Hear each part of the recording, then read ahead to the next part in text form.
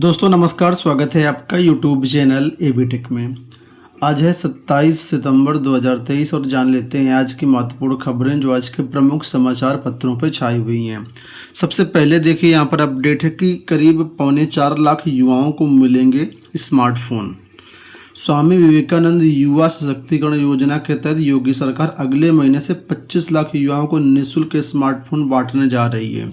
इसके लिए सरकार ने 4 कंपनियों को आपूर्ति किए जाने वाले स्मार्टफोन की संख्या तय कर दी है और इसके तहत 371.90 करोड़ रुपए से ज़्यादा की रकम भी जारी कर दी गई है।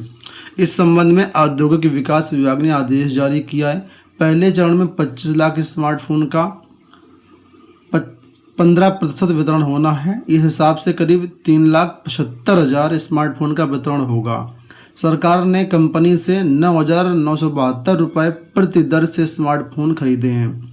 ये स्मार्टफोन सैमसंग और लावा कंपनियों के हैं। इसके लिए विजन डिस्ट्रीब्यूशन, सिलिकॉन इम्पैक्स और अलग अलग कंपनियों का स्मार्टफोन बांटने की तैयारी है। आदेश में कहा गया कि आपूर्ति, टेस्टिंग, वारंटी, अन्य शर्तों का पालन करना आपूर्ति फर्मों के लिए जरूरी है। तो कुल मिलाकर के ये योजना है स्वामी विवेकानंद युवा सशक्तिकरण योजना। इसके तहत आपको जो है ये स्मार्टफोन युवाओं को मिलेंगे। अब अगर आप ये जानना चाहते हैं कि योजना क्या है, इसके लिए पात्रता क्या है, तो कमेंट बॉक्स में बताइए कि सेपरेट वीडियो इसका बना देंगे। चलिए पीसीएस परीक्षा को लेकर के अपडेट है। कल से पीसीएस की मुख्य परीक्षा प्रारंभ हो चुकी है। कल पहले दिन यहाँ पर कितनी उपस्थिति रही है वो यहाँ पर देख सकते हैं। पीसीएस 2023 की मुख्य परीक्षा मंगलवार को शुरू हो गई। लोक सेवा आयोग की ओर से आयोजित परीक्षा 2 पाली में हुई। इसमें 94.78 लगभग 95% अभ्यर्थी शामिल हुए। पहले दिन हिंदी और निबंध लेखन की परीक्षा कराई गई। ये परीक्षा 29 सितंबर तक चलेगी। अगले 3 दिन तक सभी अभ्यर्थियों को सामान्य दिन के 6 प्रश्न पत्रों की परीक्षा देनी होगी। इसके लिए प्रयागराज और लखनऊ में 4 केंद्र बनाए गए हैं। चलिए यहाँ पर अपडेट है राजकीय इंटर कॉलेजों में जीआईसी प्रवक्ता भर्ती को लेकर के। यहाँ पर अपडेट है अवशेष सदस्यता सूची या वेटिंग लिस्ट को लेकर के। बताया गया कि उत्तर प्रदेश लोक सेवा आयोग ने प्रवक्ता राजकीय इंटर कॉलेज परीक्षा 2020 के आधार पर 9 विषयों में चयनित कुछ अभ्यर्थियों का चयन निरस्त होने के कारण रिक्त पदों पर अवशेष सदस्यता सूची से 22 अभ्यर्थियों का चयन किया है। इनका परिणाम मंगलवार को जारी कर दिया गया है। सचिव अशोक कुमार के अनुसार जीव विज्ञान में संतोष कुमार व अमरचंद, भूगोल में ब्रजमोहन सिंह यादव और कई सारे अभ्यर्थी यहाँ पर अलग अलग विषयों में चयनित हुए हैं। आप लोग जो ये रिजल्ट है लोक सेवा आयोग की वेबसाइट से देख सकते हैं। तो कुल मिलाकर के जो पद खाली जा रहे थे, जिनमें लोगों ने ज्वाइन नहीं किया था, उन पदों के सापेक्ष में अवशेष सदस्यता सूची से अभ्यर्थियों का चयन किया गया है। इसके साथ ही लोक सेवा आयोग की एक भर्ती थी जिसका नाम था खान निरीक्षक भर्ती। इसमें यह रोल नंबर दिया गया। इस रोल नंबर के अभ्यर्थी का चयन ईडब्ल्यूएस प्रमाण पत्र प्रस्तुत न करने के कारण निरस्त कर दिया गया है और श्रेष्ठता सूची से आरक्षित अभ्यर्थी को सौरभ कुमार का यहाँ पर चयन किया गया है। लोक सेवा आयोग से एक नई भर्ती विज्ञापन के बारे में भी अपडेट है कि सीधी भर्ती के 84 पदों के लिए आवेदन शुरू। यूपीपीएससी ने 3 विभागों में 84 पदों पर भर्ती के लिए बुधवार को विस्तृत विज्ञापन जारी कर दिया और इसी के साथ ऑनलाइन आवेदन की प्रक्रिया भी शुरू हो गई। इनमें उत्तर प्रदेश आयुष होम्योपैथी विभाग में चिकित्सा अधिकारी के 64 हैं, प्रोफेसर के 27 हैं, प्रशिक्षण विभाग व सेवायोजन में जो है यहाँ पर 2 पद हैं। तो इन पदों के लिए ऑनलाइन आवेदन करने और आवेदन शुल्क बैंक में जमा करने की लास्ट डेट रहेगी 26 अक्टूबर। तो जो अभ्यर्थी इन पदों के लिए एलिजिबल हैं, आप लोग लोक सेवा आयोग की वेबसाइट पर जाकर के चेकआउट कर सकते हैं। बात कर लेते हैं यूपी ट्रिपल एससी के बारे में। तो यूपी ट्रिपल एससी से भी एक भर्ती आई थी लेखा परीक्षा की यानी ऑडिटर की। तो यहाँ पर मुख्य परीक्षा का जो शॉर्टलिस्ट अभ्यर्थी हैं उनकी नोटिस जारी कर दी गई है। यहाँ पर बताया गया कौन कौन से अभ्यर्थी मुख्य परीक्षा में शामिल हो पाएंगे। तो 530 पदों के लिए भर्ती आई थी। पद का नाम था लेखा परीक्षक व सहायक लेखाकार। ठीक है, तो अधीनस्थ सेवा चयन आयोग ने कल इन पदों के सापेक्ष में 6,593 अभ्यर्थियों को शॉर्टलिस्ट किया है मुख्य परीक्षा के लिए। जल्द ही इसके मुख्य परीक्षा की तिथि जारी की जाएगी।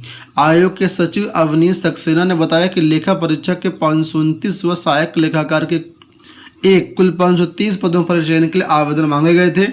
इसके सापेक्ष में संख्या सीमित थी और पेड 2022 के आधार पर यहाँ पर 6,593 अभ्यर्थियों को मुख्य परीक्षा के लिए शॉर्टलिस्ट किया गया है। उन्होंने बताया कि परिणाम जो है आयोग की वेबसाइट पर अवेलेबल है, वहाँ से आप लोग देख सकते हैं। लोक सेवा आयोग से एक अपडेट है, प्राविधिक शिक्षा की भर्ती आई थी, उसके इंटरव्यू के बारे में। तो बताया गया प्राविधिक शिक्षा अध्यापन सेवा परीक्षा 2021 का साक्षात्कार 6 से 12 अक्टूबर तक होगा। लोक सेवा आयोग ने मंगलवार को इसके लिए प्रवेश पत्र जारी कर दिए हैं। आयोग की वेबसाइट से अभ्यर्थी से डाउनलोड कर सकते हैं। 318 अभ्यर्थियों को 2 पालियों में बुलाया गया है। ठीक है, तो पॉलिटेक्निक के अंतर्गत आप लोग जानते हैं भर्ती आई थी, जिसमें से कई तरह के पद थे। उसमें से जो पद हैं जिनका इंटरव्यू होना है वो है ऑटो एवं डेयरी इंजीनियरिंग, इनके 6 अभ्यर्थी हैं। केमिकल इंजीनियरिंग और पुस्तकालय अध्यक्ष के 9 हैं। मतलब इनका 6 का अक्टूबर को इंटरव्यू होगा और इसका जो है 9, 10, 11, 12 अक्टूबर को होगा।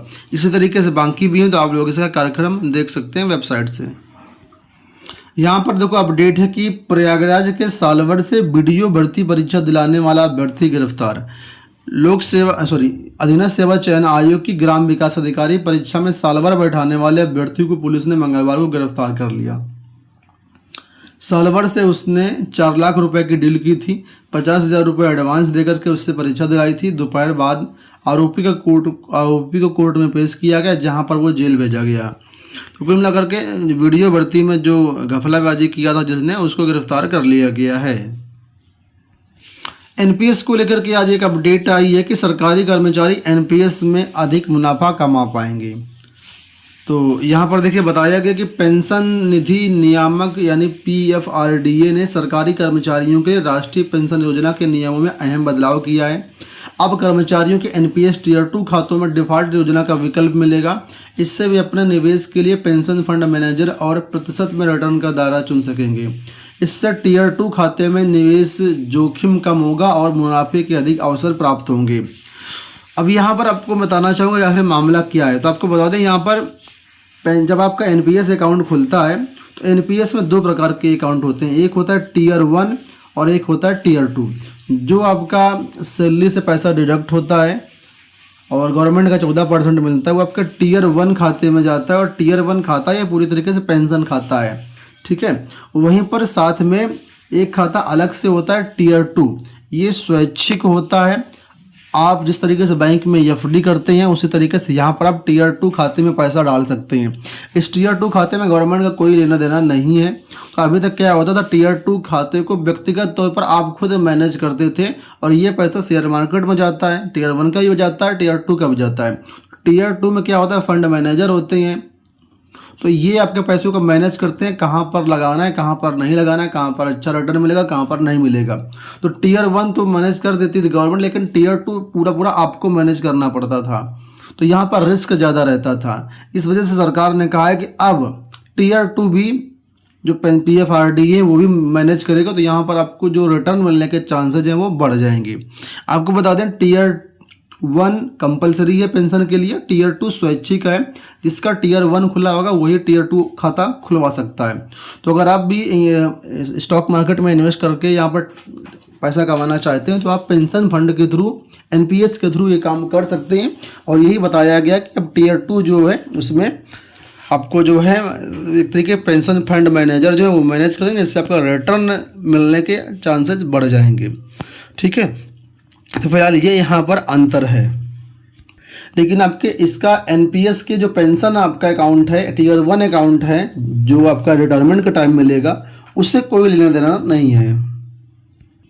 अंत में यहाँ पर अपडेट 69 शिक्षक भर्ती को लेकर के बताया गया कि शिक्षक भर्ती अभ्यर्थियों ने घेरा शिक्षा मंत्री का आवास। प्राथमिक विद्यालयों की 69 शिक्षक भर्ती के अभ्यर्थियों ने मंगलवार को बेसिक शिक्षा मंत्री संदीप सिंह का आवास का घेराव कर प्रदर्शन किया। 1 घंटे बाद मंत्री ने अभ्यर्थियों के 3 सदस्यीय दल को वार्ता करने के लिए बुलाया। अन्य को पुलिस ने बस इको गार्डन जाकर के छोड़ दिया। बस से मंत्री ने अभ्यर्थियों को भरोसा दिलाया कि जल्दी इसका हल निकालेंगे। ये अभ्यर्थी 50 दिन से इको गार्डन में धरना दे रहे हैं। तो आप लोग देख सकते हैं आंसर की का विवाद है, जिसके कारण ये अभ्यर्थी परेशान है और यहाँ पर कोई सुन नहीं रहा है। आश्वासन मिल गया है, अब देखना ही होगा क्या होगा। दोस्तों ये हो गई आज की सारी सूचनाएं। आपको बताना चाहेंगे कि एबी टेक का अपना जो है व्हाट्सअप चैनल क्रिएट कर दिया गया है। अब आप लोग व्हाट्सअप चैनल में ही सारी अपडेट्स प्राप्त कर सकते हैं। जो भी न्यूज़ होती है, जो भी न्यूज़पेपर होते हैं, जो भी शिक्षा जगत की खबरें होती हैं, सारा कुछ आपको हमारे व्हाट्सएप चैनल पर मिल जाएगा। तो व्हाट्सएप चैनल का लिंक वीडियो के डिस्क्रिप्शन बॉक्स में दिया है, पिन कमेंट में भी दे देंगे, तो वहाँ से आप व्हाट्सएप चैनल को ज़रूर ज्वाइन कर लीजिएगा। धन्यवाद।